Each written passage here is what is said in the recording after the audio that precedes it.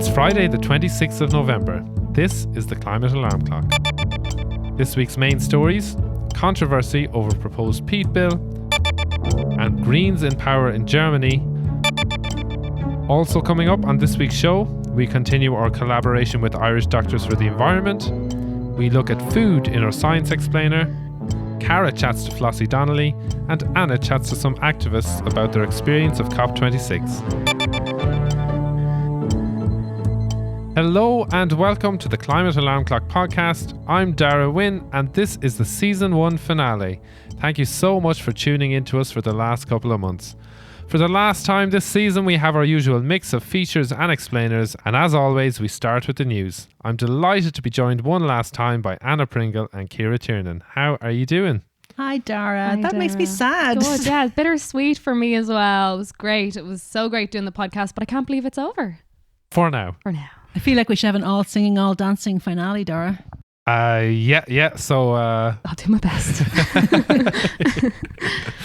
All right, so Anna, we're not going to start with all singing, all dancing. You're going to start us with a few quick headlines that caught your eye this week. Yeah, starting with the UK, Darragh, there was the latest Ipsos Mori poll there was published just after COP26 and found that climate change is now the top issue for the British public ahead of COVID-19 and Brexit. So that's a good impact from COP26.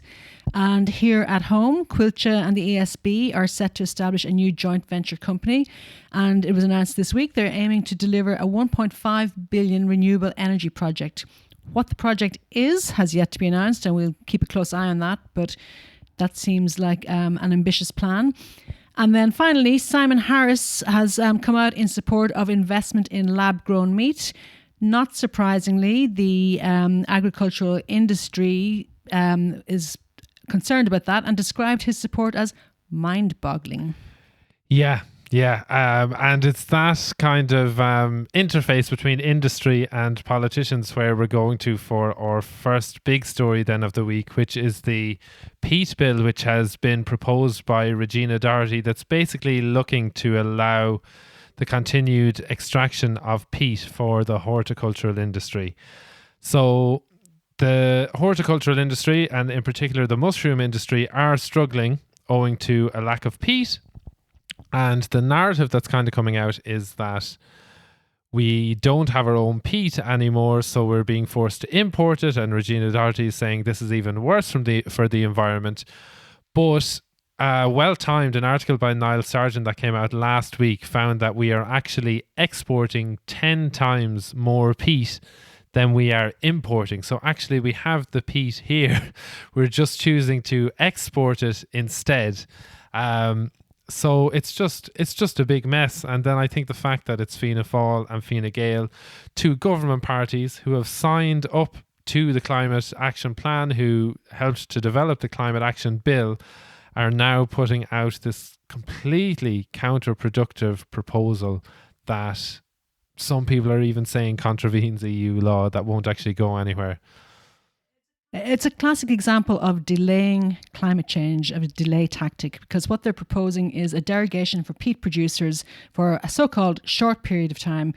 It's playing to fears and emotions and delaying real action. And it's against EU law. And it's against everything we know about bogs being important carbon sinks and needing to be rehabilitated. And it's against all of our state climate action plan and law. It's just... Yeah. But it's probably won't go anywhere and will just create more division.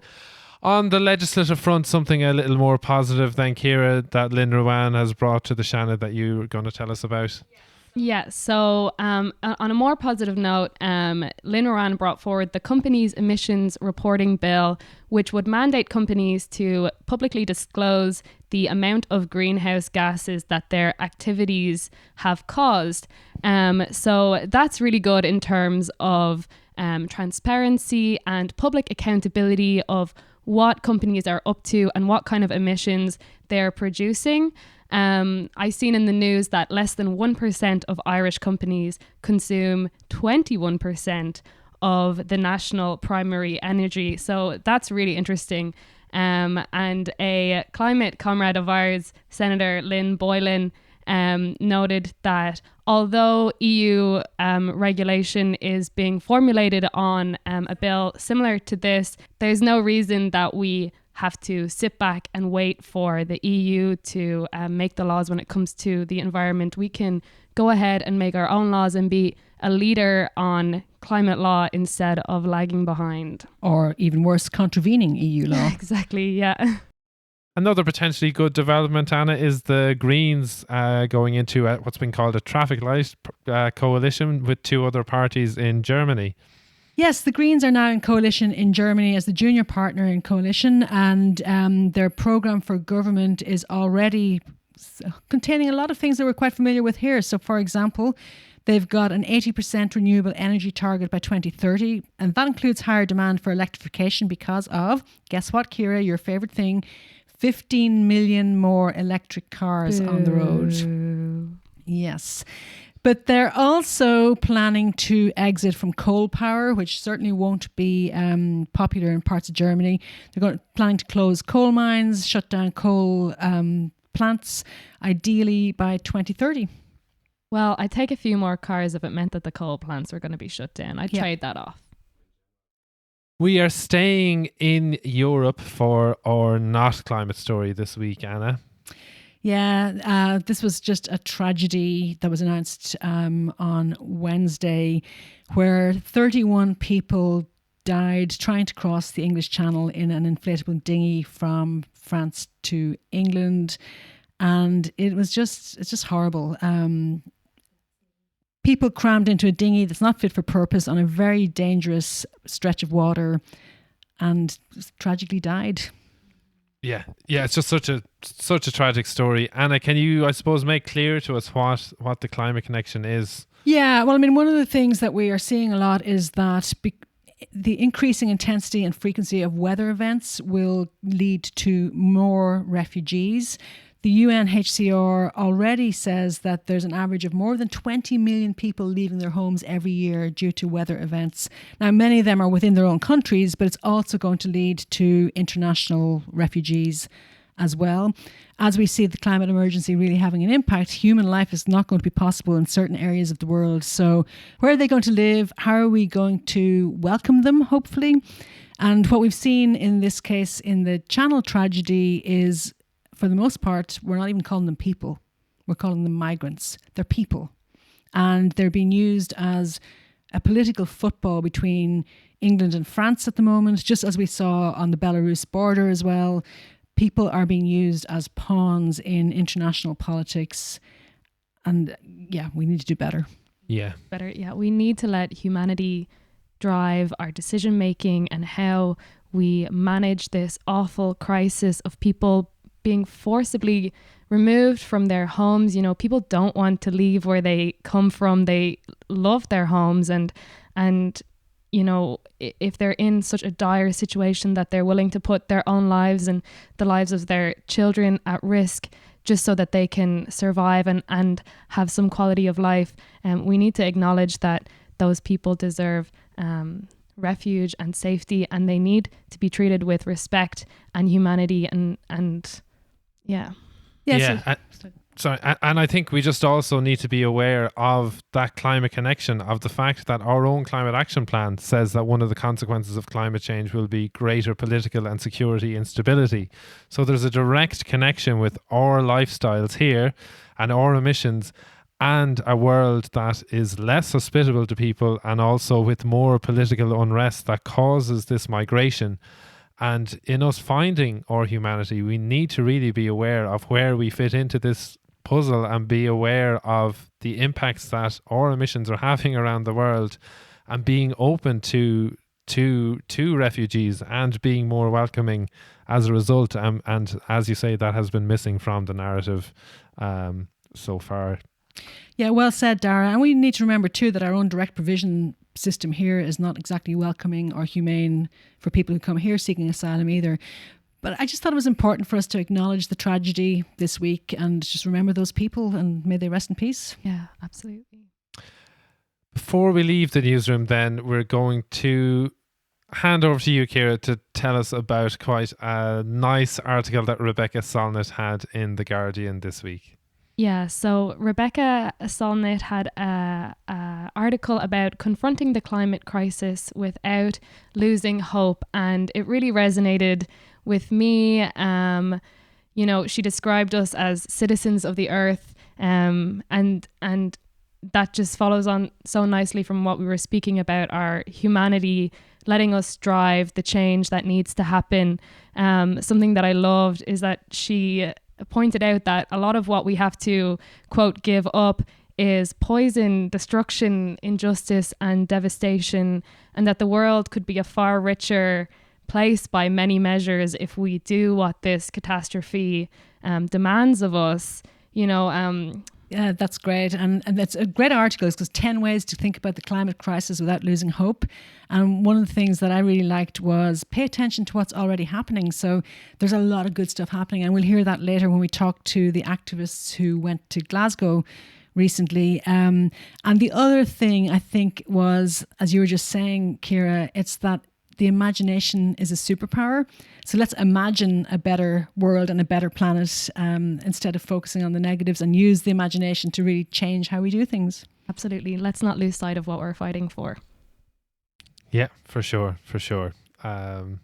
Thank you very much. I think that is a lovely note to finish the last season's news roundup on. Thank you so much, Ciara and Anna. We'll be hearing our last Irish Enviro Event guide a little later on, Ciara. And Anna, you'll be chatting to a few DCU classmates who are over in COP26. Yes, and that they were really inspiring. Yeah, stay tuned for them. They're great.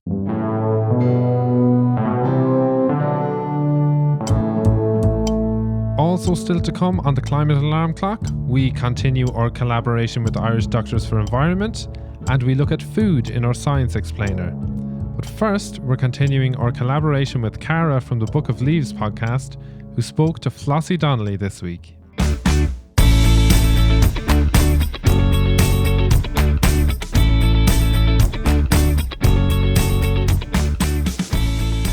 Hello guys, so this week I'm going to be sharing a leaf that was suggested by Flossie Donnelly. If you don't know Flossie, maybe you've heard of Flossie and the Beach Cleaners. This isn't a band. Flossie is a beach cleaner. She has been picking up rubbish with her mum Harriet on beaches near where she lives, and now she's been travelling the coasts of Ireland doing the same since she was 10 years old, and she is now 14, and I would definitely recommend giving her a follow. They also do workshops with schools now, and she has saved so much waste from the beach. I had so much fun chatting to Flossie, and that interview will be released in either episode 59 or 60 of Book of Leaves. So if you want to listen to that, stay tuned in the upcoming weeks. But this leaf is about some food choices we can make, and if you want to hang around afterwards, I'll give you some more statistics. So here is Flossie's suggestion. Flossie, can you please share your leaf that you would like people to take out of your book? Well, if everyone could become a flexitarian 2 nights a week, where you just give up meat for 2 nights a week, that would make a massive effect on climate change, I feel. You don't have to become a vegetarian and a vegan straight away, but if you could try vegan days and vegetarian days where you actually are vegetarian or vegan for the whole day, that would be really helpful and would really help the environment. It does, it really does. And if you don't, you don't have to go announcing it to the waiter when you arrive in a restaurant that you're a flexitarian. You just go for like the veggie option or the vegan option if there is one. But how do you and your mum find that reducing your animal product intake in the house? Or what kind of tips would you have for people? Well, it's a lot healthier, and also it means you get to discover a whole new food range and stuff. And also you can find some incredible vegan junk food. Like, honestly, I live by Linda McCartney burgers now. They are incredible. Yes. I've never had a better vegetarian burger in my life. Yes. And then you have like vegan magnums. Like, how do you even make those? They're incredible. Yeah, I know. It's magic. I'm just asking no questions. I mean, even Burger King have like vegan burgers now. Eddie Rockets. Yeah.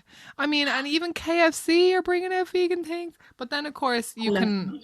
Yeah, I think me and you are very similar. Like I kind of love the junk food, but there's so many healthy options. And yeah, you open your mind up to a world of a world of just new flavors and new dishes that you never would have tried before. So yeah, being a flexitarian or reducing your meat or animal intake is definitely a good leaf to take. So thank you for suggesting that, Flossie. No problem. Now, so the title flexitarian might be a funny one to announce to your family and friends, but I mean, most people these days totally understand the cutting down of animal products. A lot of people are doing it, not just for maybe their health, and of course there's loads of junk food options out there, but if you are eating as many unprocessed whole plant foods as possible, you are really setting yourself up to be really good and healthy.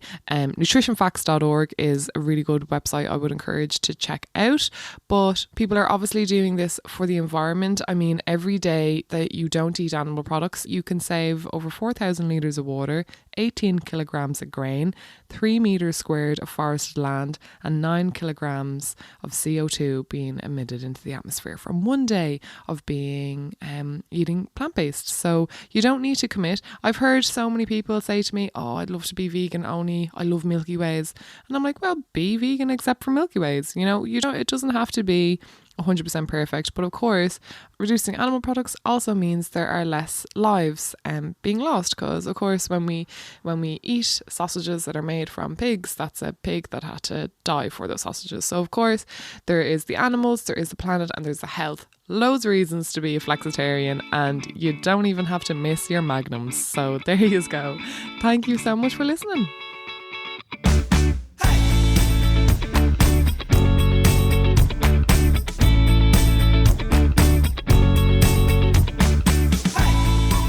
Thanks for those stats, Cara. They lead us nicely to this week's Science Explainer, because here's Rachel Lockery looking at the science of a plant-based diet. When it comes to plant-based diets, we often hear a lot of emotion. People are accused of having vegan agendas or promoting big agriculture. Here we're going to look at what the science tells us about the link between plant-based diets and the environment. The Eat Lancet Commission on Food, Planet, Health brought together 37 world-leading scientists from across the globe to answer this question.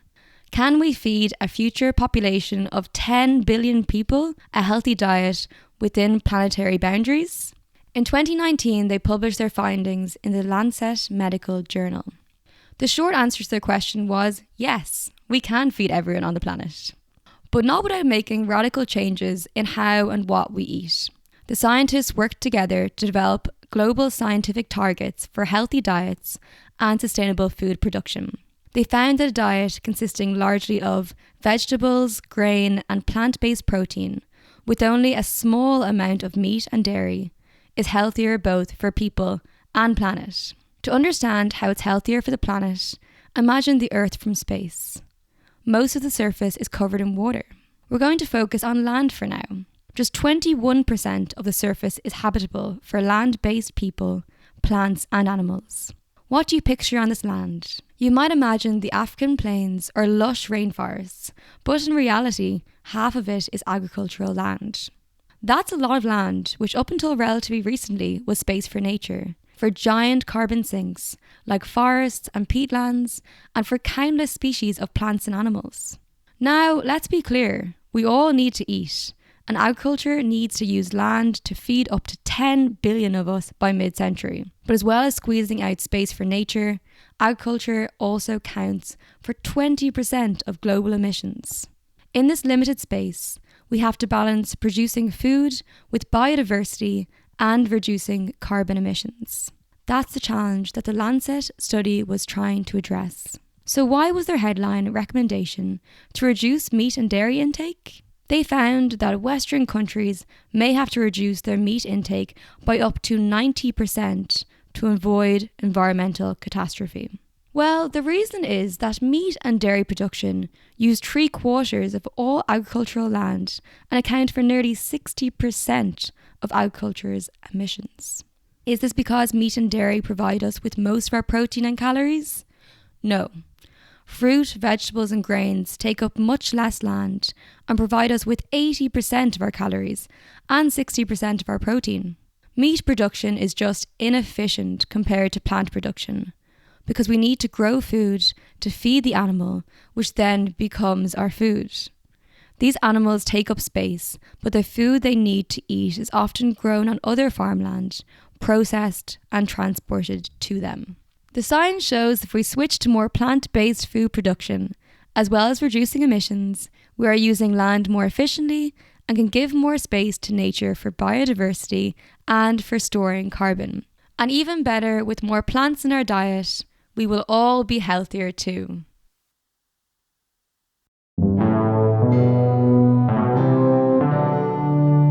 Thank you, Rachel. Still to come on the Climate Alarm Clock, Anna speaks to some DCU classmates who attended COP26, and we finish off our collaboration with Irish Doctors for Environment.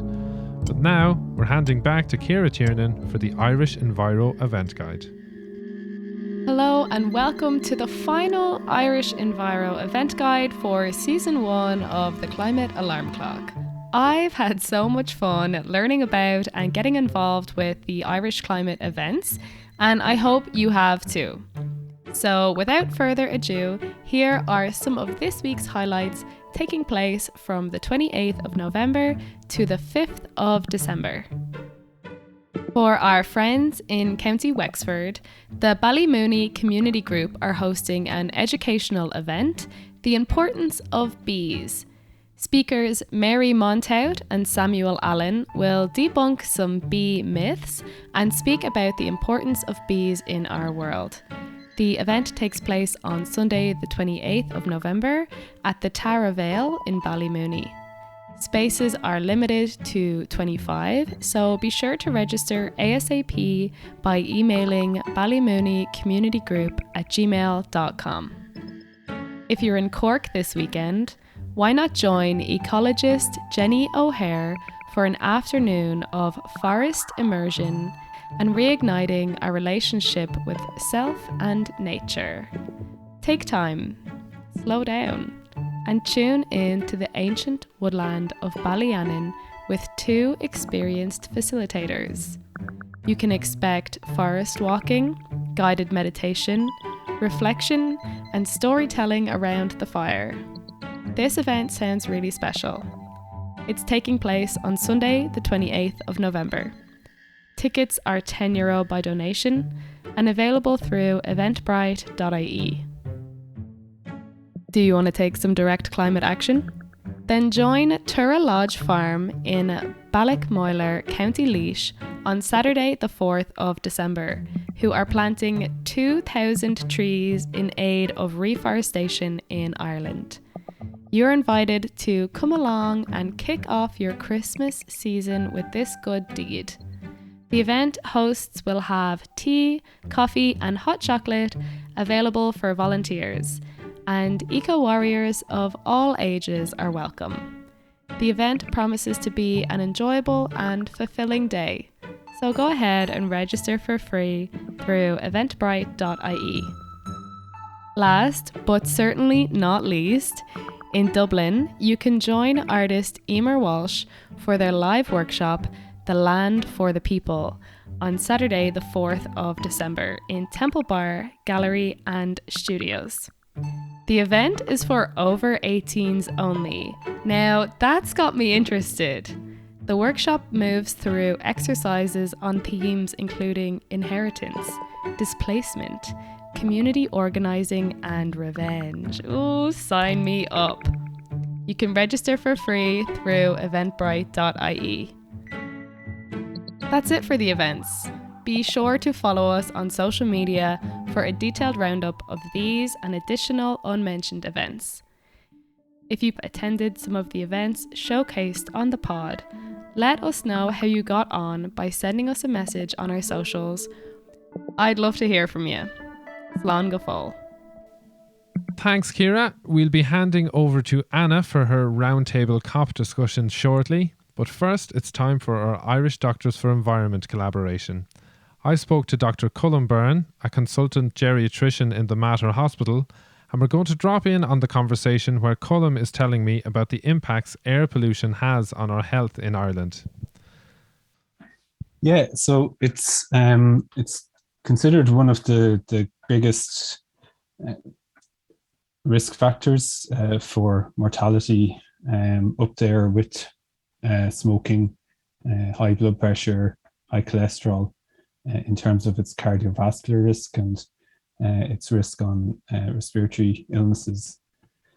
In Ireland, it's estimated that about 1,400 people die every year from air pollution. Oh. The effects of air pollution are across a lot of different diseases. So things like stroke, cardiovascular disease, like heart attacks and heart failure, asthma, obviously, you think about that. But other things like COVID has been associated with air pollution, and that in places where there's high levels of air pollution, that you're more vulnerable to the effects of COVID. So that's been shown recently.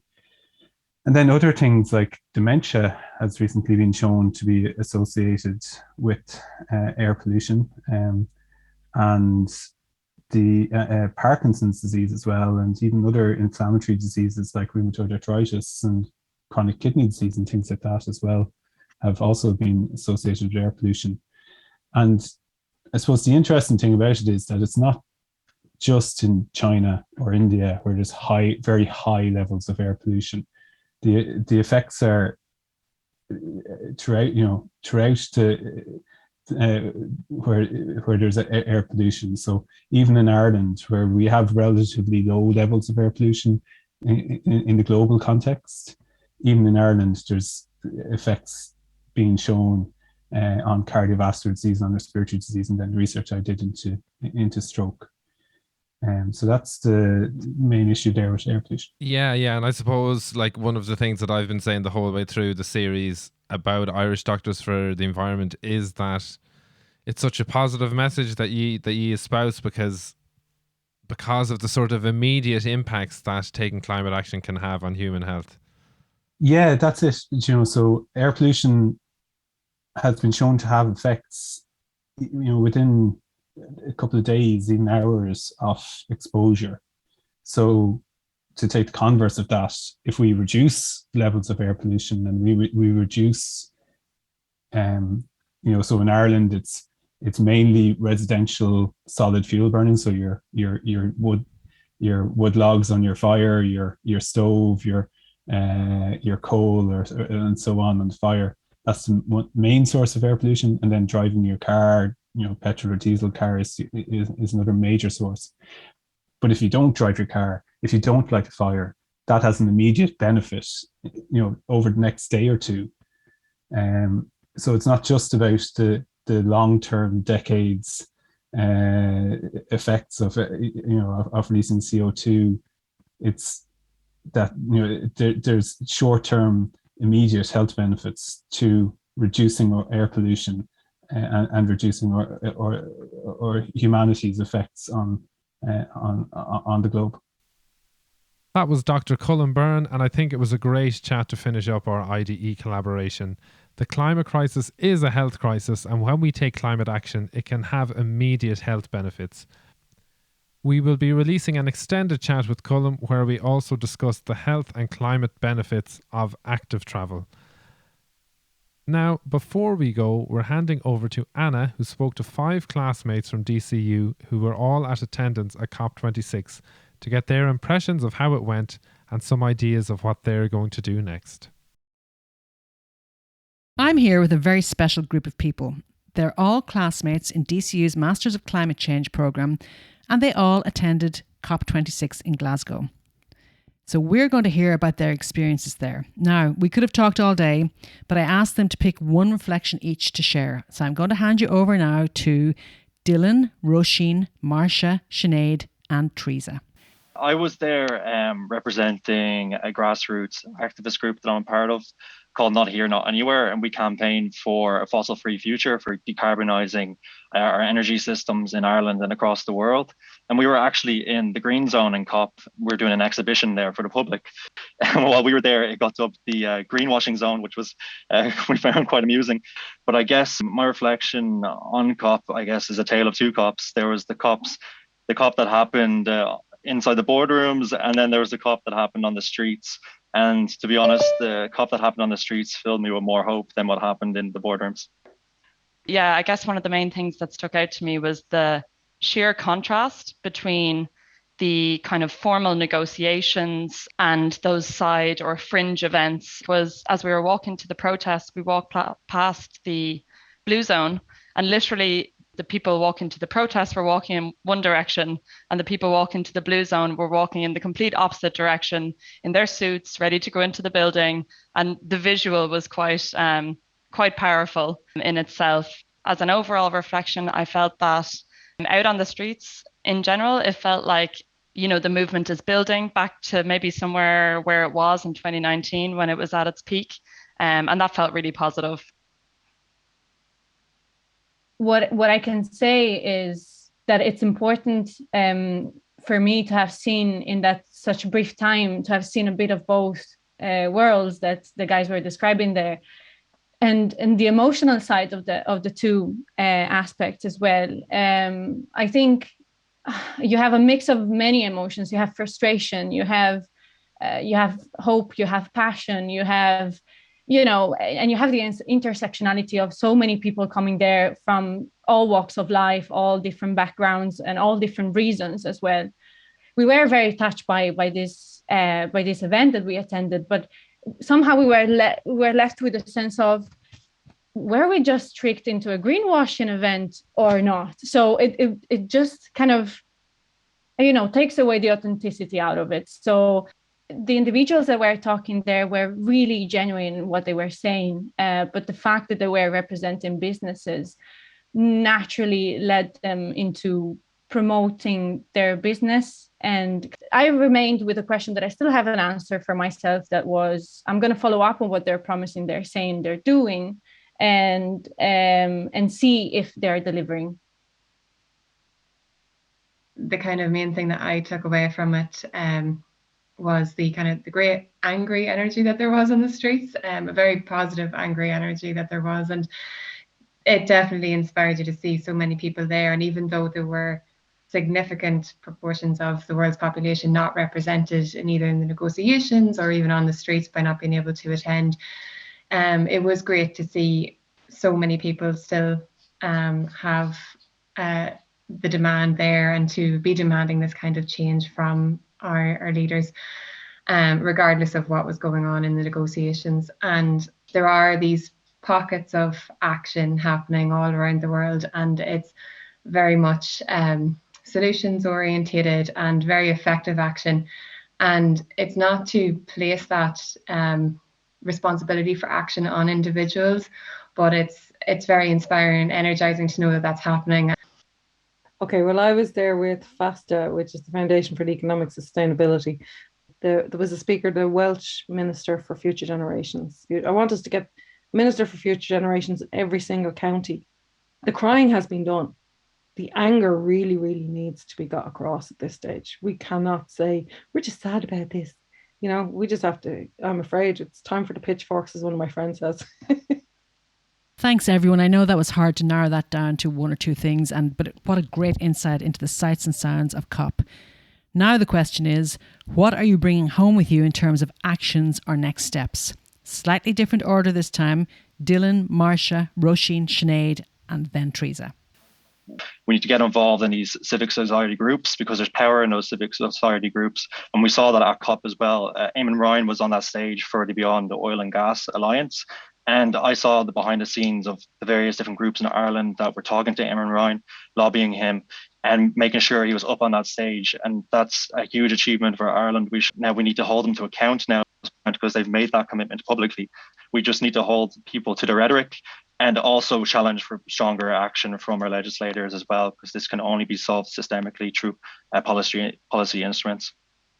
It's important to be there, to be present at the next COP, and to be able to create this bridge between these two worlds that seemingly are not communicating. So we need to smash that door, and we need to be there, and we need to be able to talk their language, to understand that, and really to call BS if it's needed and get angry, but being able as well to suggest what we want and name it the right way. If we have representatives, to hold them accountable. If we become the representatives, to remember where we're coming from as well.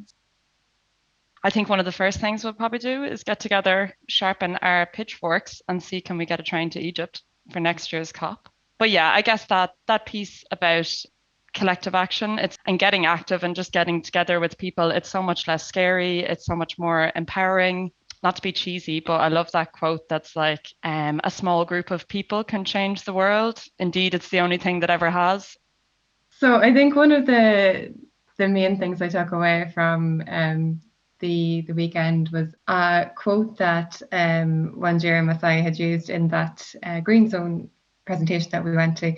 And she referenced a former Minister of the Environment in Senegal. The gist of it was that in the end, we will protect what we love. We know what we love and we know what we are taught.